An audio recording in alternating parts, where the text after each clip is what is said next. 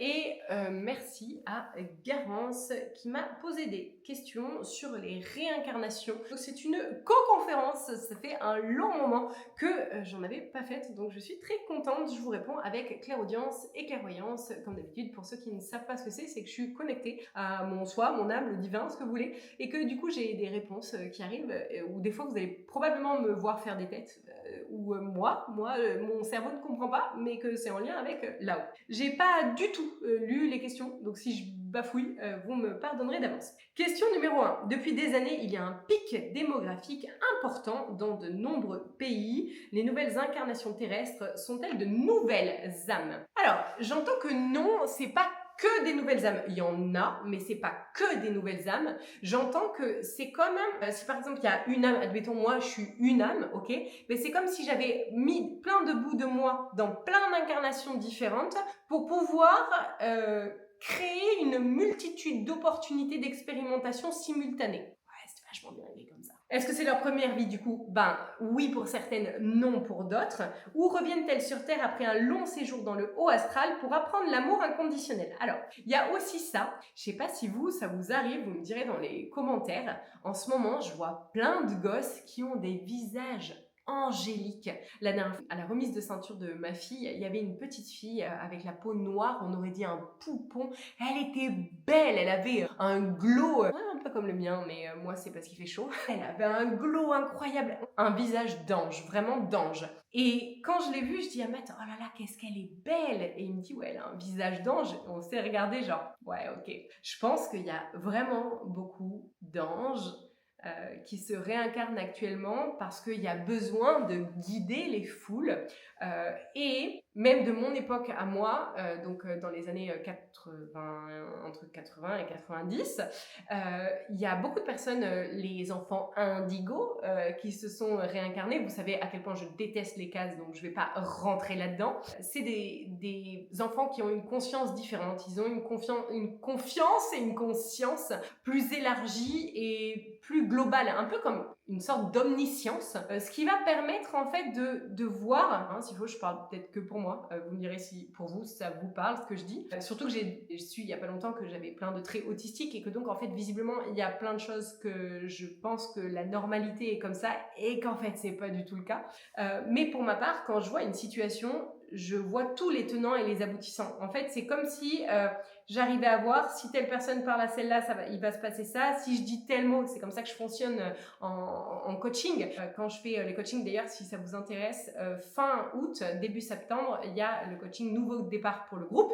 Et c'est comme ça que je fonctionne en coaching, où en fait, je vais me focus sur la vibration de la personne et je vais arriver à savoir, selon le mot que je vais utiliser, l'impact que ça va avoir émotionnel et structurel, l'impact que ça va avoir chez la personne. Et donc, quand je vois une situation, et ben ça me fait ça, où en fait je vois comment les choses vont se dérouler, comme si l'omniscience en fait, je vois pas comment le dire autrement. Et il y a beaucoup d'âmes à l'heure actuelle qui ont cette même capacité de pouvoir voir le champ des possibles et donc de pouvoir ajuster le comportement en fonction de ce champ des possibles. Les scientifiques annoncent que dans des millions d'années, le Soleil disparaîtra et par conséquent, la Terre ne pourra plus abriter la vie. Où serons-nous alors, déjà, ça vibre juste. Il parle de quelques millions d'années. Moi, je parlerais de quelques milliers d'années. Et où est-ce qu'on sera? On sera, vous avez déjà, je présume, entendu, c'est des termes que j'emploie pas souvent sur ma chaîne parce que je les trouve super... je peux pas dire perchés parce que c'est la réalité.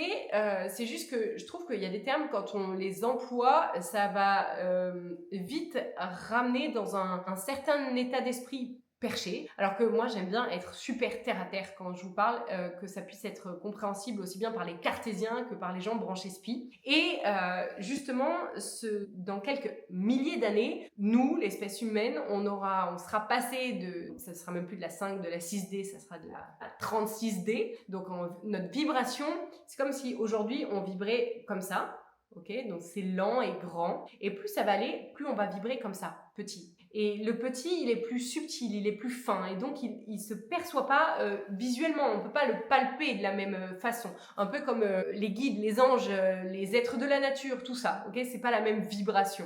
Et ben c'est la même chose pour nous, on va changer vibratoirement parlant, ce qui va faire qu'on n'aura plus besoin d'un lieu d'expérimentation terrestre, et donc la Terre pourra être avalée par la puissance des éclats solaires, ça ne nous posera pas de problème. Serons-nous dans un autre champ astral? Oui, on peut clairement dire ça. Ou notre destin est-il de disparaître avec notre planète? Non. Les personnes qui ont décidé de cryogéniser leur corps sans vie et de payer des milliers d'euros pour être stockés, vont-elles pouvoir revenir à la vie? Il y a des humains qui se prennent pour Dieu. Alors je suis souvent en train de vous dire, on est des parts de Dieu. Oui. Du coup, il y en a qui se disent, bah donc on est Dieu. Oui, mais pas dans la capacité de décision de qui doit expérimenter quoi. Dieu, et je vous en ai déjà parlé peut-être dans la vidéo réac sur Jésus, que je vous remettrai ici, Dieu a fait des enfants. Dans ces enfants, il y a Jésus, Allah, Tara la Verte, Shiva, Vishnu, tout ça. C'est des dieux. Et au-dessus de ces dieux, il y a Dieu. Genre l'énergie d'amour ultime. Quand on dit amour, l'être humain a tendance à penser à amour, paillettes, licorne et bienveillance. Alors qu'en fait, Dieu, amour, crée l'expérience. L'expérience, c'est la possibilité d'expérimenter une situation.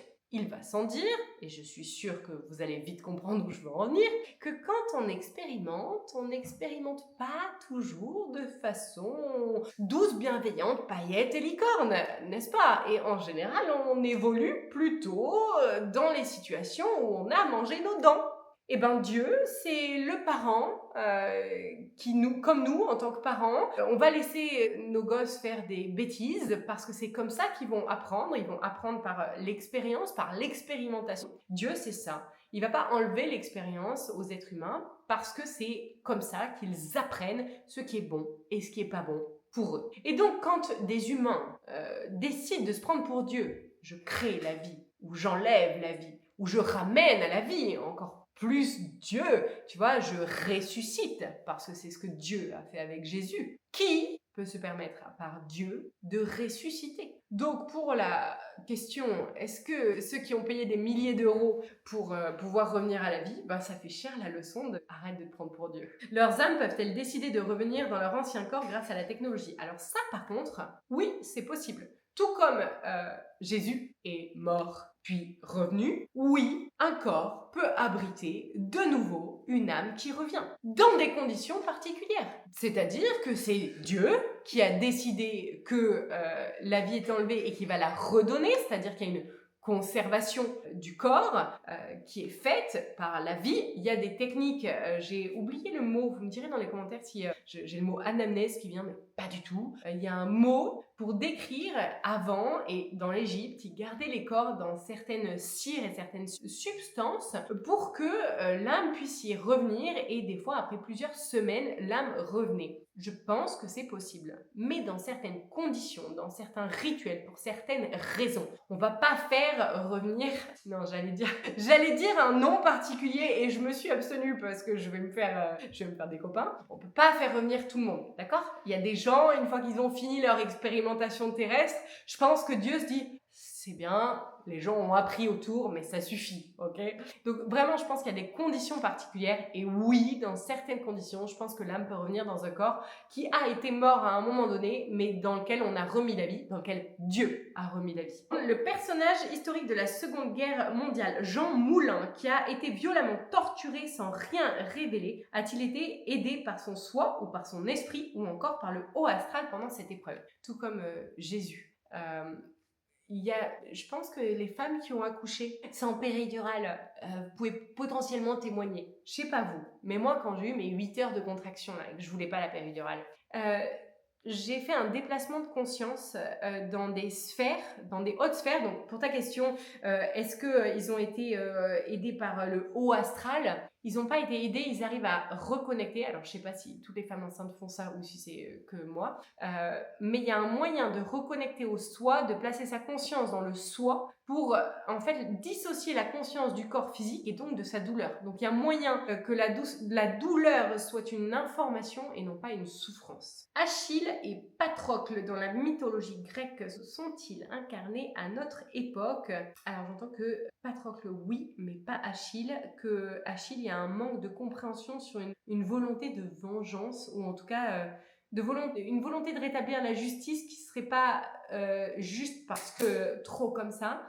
Et Patrocle, j'entends qu'il y a un lien avec la justice, potentiellement dans des sphères comme des avocats ou ceux qui créent les lois. Je sens qu'il y a un lien avec ça. Ont-ils été incarnés après leur mort? J'entends que pas tout de suite, ils ont dû visiblement, il y a eu un cheminement de compréhension et d'abandon des croyances limitantes parce qu'elles allaient trop impacter leur future réincarnation et que donc il y a eu besoin de lâcher prise sur certaines sphères et certaines croyances avant de pouvoir j'allais dire redevenir neutre, c'est pas neutre, mais moins impacté par les mémoires cellulaires du passé. Si oui, mènent-ils une vie heureuse avec la possibilité de vivre leur histoire d'amour entre eux? Ben non, parce qu'il y a ce truc de volonté de vengeance qui n'est pas fini d'être traité chez Achille. Comment les expériences et les leçons apprises dans une vie influencent-elles les incarnations futures?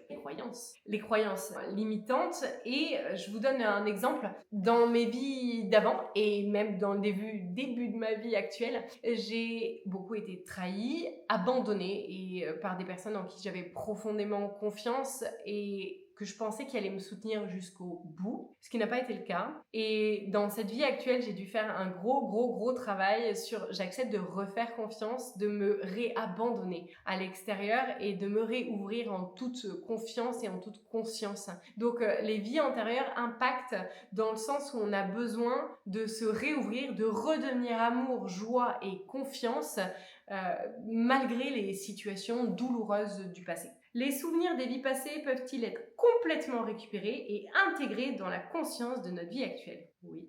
Oui, c'est possible, mais il y a un mais. Je pense qu'il faut avoir assez, je vais dire, domestiquer son mental pour ne pas s'identifier. Je pense que je vous l'ai déjà donné cet exemple-là.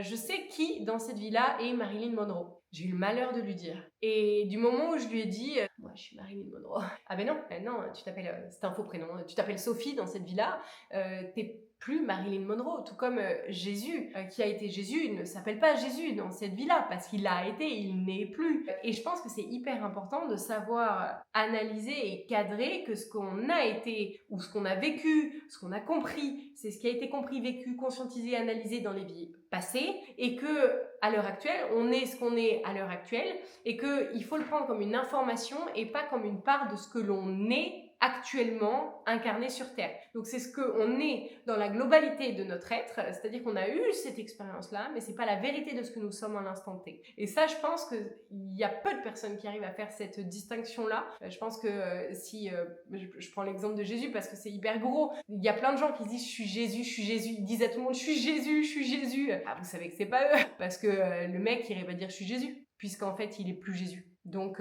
c'est important de bien conscientiser qu'un ego spirituel ne peut pas avoir accès à toutes ses vies passées et toutes ses mémoires cellulaires sans que ça ait un impact sur son incarnation actuelle. Donc voilà, c'est pas pour tout le monde. Y a-t-il des signes ou des indices dans la vie actuelle qui révèlent des informations sur nos vies passées? Sensation de connaître déjà une personne qu'on rencontre, un déjà vu, etc. Oui, voilà, tu l'as super bien résumé. Ça vous est sûrement déjà arrivé. Vous rencontrez une personne et vous la détestez. Ça vous est arrivé? Dites-moi que je suis pas seule à qui c'est arrivé. Moi, ça m'est arrivé, des gens, ils m'ont rien fait, et il y a tout mon être qui me dit ne lui fais pas confiance. En général, quand on a des ressentis comme ça, directs, sans qu'il y ait eu de choses qui se soient passées dans la matière, ça vaut le coup de prendre ça, encore une fois, comme une information et non pas comme une réalité absolue, et de prendre l'information quand même. Les relations importantes dans notre vie actuelle, comme les âmes sœurs, les relations karmiques, flammes jumelles, etc., sont-elles prédéterminées avant notre incarnation? Oui. Notre âme choisit quel pote d'incarnation et de compréhension on va avoir, et en fonction du point auquel on est censé aller, notre finalité, ce qu'on a décidé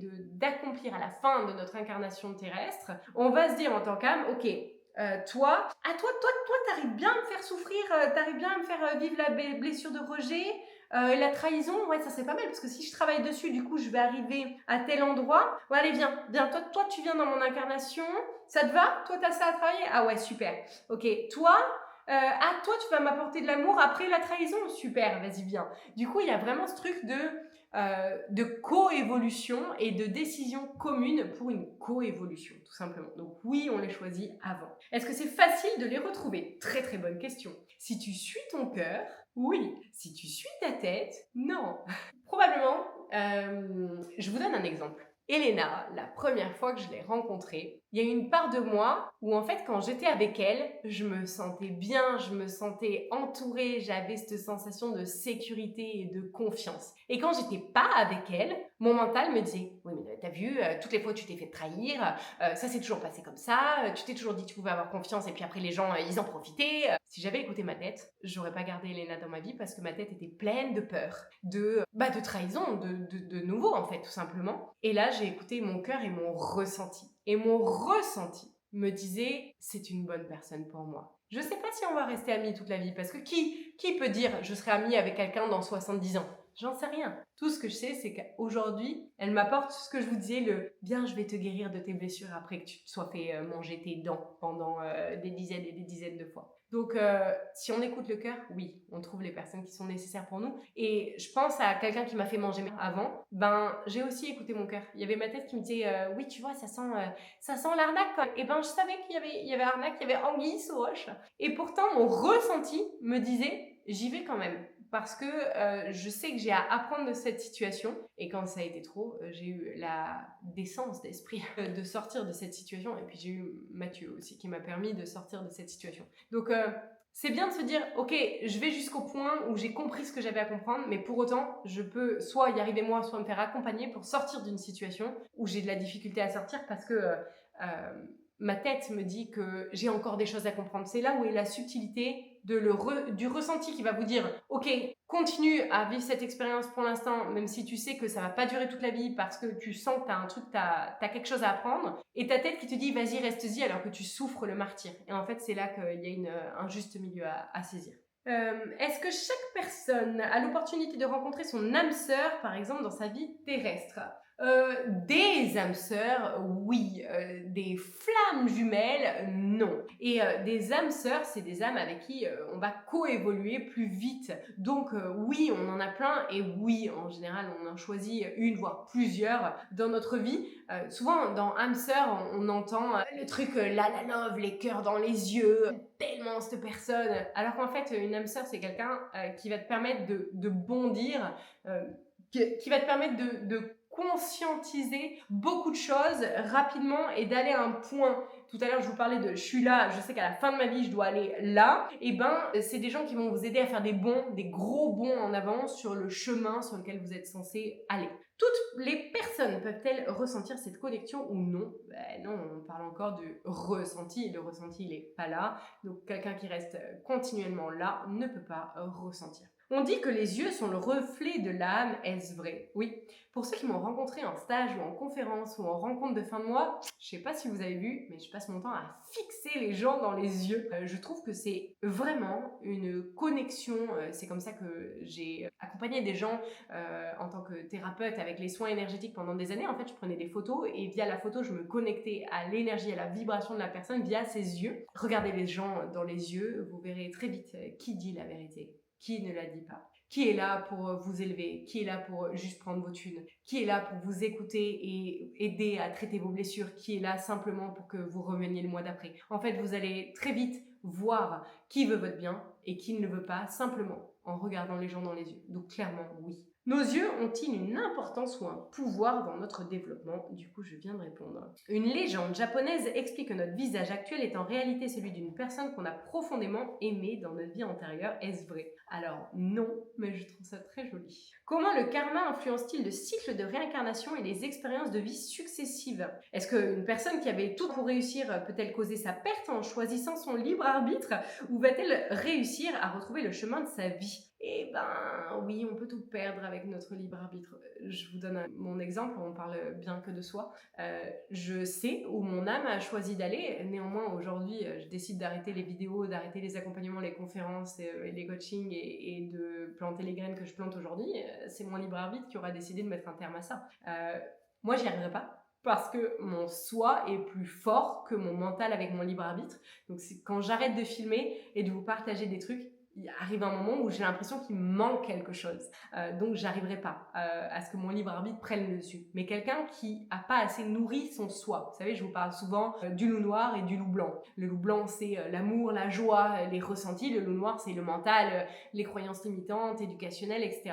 Si vous nourrissez le loup blanc beaucoup plus que le loup noir va peu à peu s'amoindrir. Et c'est le loup blanc qui va devenir plus important. Et à l'inverse, le loup noir deviendra plus important si vous nourrissez plus le loup noir. Donc en fonction de vos choix, oui, c'est possible de perdre son chemin de vie. Les personnes ayant des talents extraordinaires dès leur plus jeune âge sont-elles influencées par leur vie passée? Oui. Y a-t-il des lieux spécifiques sur Terre où les âmes préfèrent s'incarner en raison de l'énergie ou l'histoire de ces endroits? Oui, en fonction de ce que l'âme a choisi. Par exemple, la France, je vous en ai déjà parlé, c'est un hexagone, c'est pas pour rien au niveau géométrie sacrée, c'est extrêmement important. C'est pas pour rien que le Christ et l'Antéchrist sont en France, parce que cet hexagone a une amplification sur ces énergies-là. C'est pas pour rien que la France est le pays de la liberté, de la rébellion, du fait de penser les lumières, tout ça. Enfin, c'est en France parce que il y a une énergie particulière. Et donc, en fonction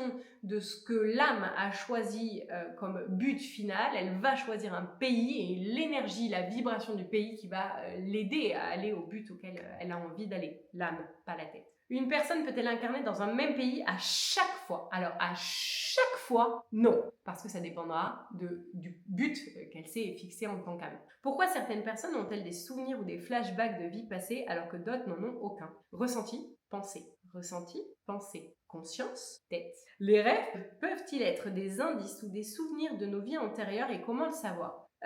Oui, ça arrive. D'ailleurs, il me semble que je vous avais fait des vidéos, ou alors je m'étais dit que j'allais le faire et je ne l'ai pas fait, sur les rêves. Il y a plusieurs sortes de rêves. Et pour ma part, pour pouvoir distinguer les différents rêves, quand je sais que c'est un rêve de décharge du mental, c'est un rêve où il n'y a ni queue ni tête. Il y a toujours des trucs, genre je vais voir une montgolfière avec un héron à côté. Je vous donne des exemples vraiment pourrables. Il y a pas de lien, juste et souvent ça va être avec des éléments que j'ai vécu dans mon quotidien la veille, en fait, tout simplement. Alors que les sorties astrales, les communications avec les guides, les vies antérieures, etc. Les vies antérieures, je vais me voir avec le visage que j'avais dans cette vie antérieure. Je vais me voir avec un visage qui va être différent, mais avec les mêmes traits.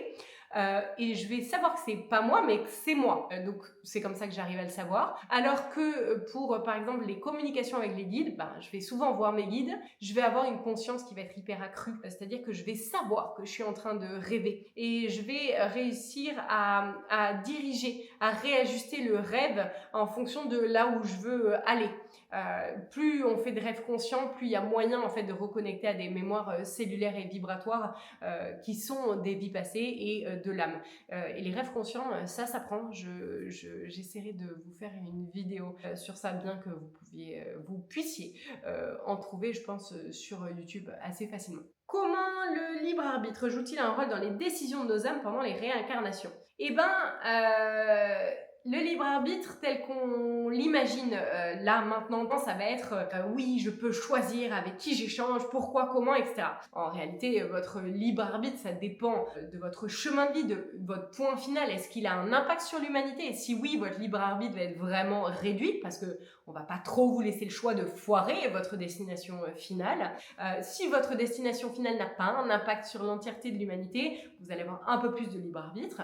Mais quelqu'un qui a vraiment un impact sur le monde et qui doit aller à un endroit précis pour réveiller l'entièreté du monde, son libre arbitre consistera en le fait de choisir un café déca ou pas déca, tout simplement. Mais pas sur les personnes qui vont venir dans sa vie, etc. Et donc, est-ce que ça joue un rôle sur les les décisions de nos âmes, notre âme en dehors de notre corps physique n'a pas le même libre arbitre tel qu'on l'entend sur Terre. Ça va être un libre arbitre de conscience, donc pas un libre arbitre mais la conscience, donc aligné avec ok, dans ce village, j'ai appris ça. Voilà ce que je dois apprendre dans la vie future pour pouvoir nourrir l'entièreté du 1, de l'énergie d'amour, parce qu'on co-évolue. Et donc, pour l'entièreté du monde, des humanités, bien que ce ne soit pas forcément tous des humains, mais des existences dans les univers, je vais choisir d'aller dans une vie où je vais pouvoir travailler ça, parce que c'est comme ça que je vais être plus utile à l'entièreté des univers. Donc c'est pas un libre arbitre tel qu'on l'entend terrestrement parlant. Plus que 2 questions. Y a-t-il un nombre limité de réincarnations pour chaque âme ou est-ce un cycle infini? Ni l'un ni l'autre. Il n'y a pas de nombre limité et c'est pas non plus infini. Quand on a fini de comprendre ce qu'on avait à comprendre, vient à nous plusieurs choix. Je ne vais pas rentrer là-dedans dans cette vidéo parce que sinon elle va faire 1h30. Mais on a le choix de se réincarner même si on a fini. C'est ce qu'on appelle un bodhisattva, c'est-à-dire j'ai fini, j'ai compris ce que j'avais à comprendre et je suis en capacité de l'expliquer aux gens à l'extérieur. Il y a gardien du plan. Où en fait on va pouvoir garder des plans, mais c'est super chiant, on se fait vraiment chier, alors que quand on est incarné, on expérimente la vie, la bouffe, les expériences sociales, les émotions, enfin je veux dire c'est hyper tentant de revenir sur Terre, contrairement à ce qu'il paraît.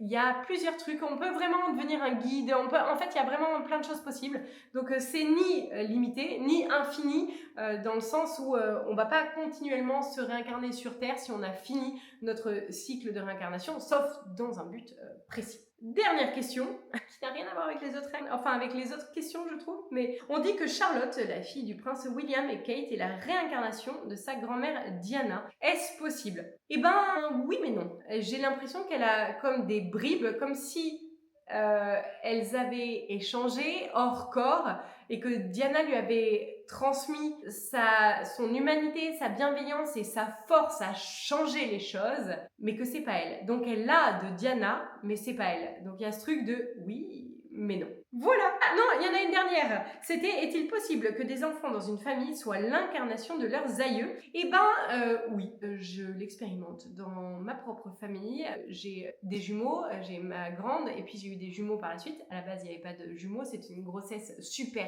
fétatoire. Si vous ne savez pas ce que c'est, je vous encourage à aller chercher. Vous coucherez moins con. Et la grossesse super fétatoire, c'est donc quand il n'y a qu'un enfant à la base, puis après il y en a 2, je vous laisse aller voir comment c'est possible. Et les guides m'avaient dit tu reviendras en France. À l'époque j'étais en Asie, je leur ai dit jamais de la vie je reviendrai en France. Ils m'ont dit t'as pas le choix. Soit tu reviens de ton plein gré, soit on t'y ramène. Et je leur ai dit, bonne chance, vous allez faire quoi? Vous allez faire en sorte que j'ai plus un rond? Non, ils m'ont mis un 2e enfant. Comme ça, j'avais pas assez de sous pour les visas et j'ai dû rentrer en France. Donc, quand ils ont envie de nous faire rentrer ou de nous faire quelque chose, ils le font. Et celui qui est revenu est un aïeux de la famille de Mathieu. Parce que, en fait, c'était pas prévu qu'il y en ait un 2e à la base, mais parce que j'ai résisté avec mon petit libre arbitre, là-haut, ils se sont dit, on va trouver une solution.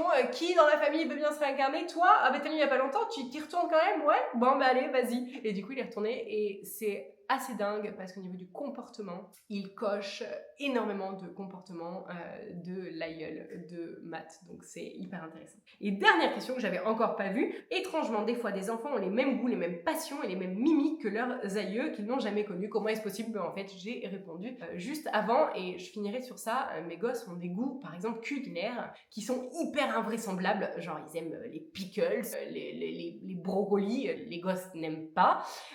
Et ça, c'est des réminiscences de vie antérieure quand en fait l'âme a passé plus de temps à répandre la conscience. En fait, ils ont un physique, une apparence de jeunes, mais c'est des vieux dans leur tête et ils ont des goûts culinaires qui vont avec. Et puis même s'ils marchent les mains dans le dos là, comme les vieux quand ils marchent en serrant des dents comme ça avec les mains dans le dos. Donc il y a vraiment des aspects des vieux et ça c'est quand il y a une conscience qui est plus vieille que chez une jeune âme. Voilà, j'espère que j'aurai répondu à toutes vos questions. Je ne vous dis pas si vous en avez d'autres, posez-les-moi en barre d'infos parce que je ne vais pas retourner une vidéo sur les réincarnations, je pense. Mais celle-ci était très intéressante. Donc, encore une fois, merci à Garance de m'avoir listé ces questions-là et je vous dis à très bientôt.